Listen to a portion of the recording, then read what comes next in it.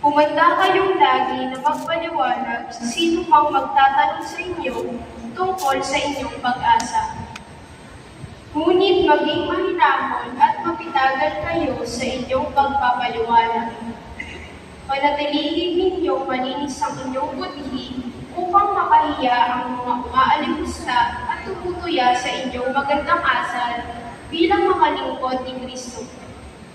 Higit na mainam kung kayo'y magdusa dahil sa paggawa ng mabuti, sakali mong loobin ito ng Diyos kaysa magdusa kayo dahil sa paggawa ng masama. Sapagkat si Kristo'y namatay para sa inyo.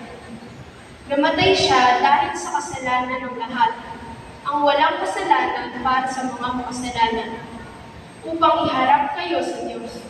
Siya'y namatay ayon sa laman at muling binuhay ayon sa Espiritu.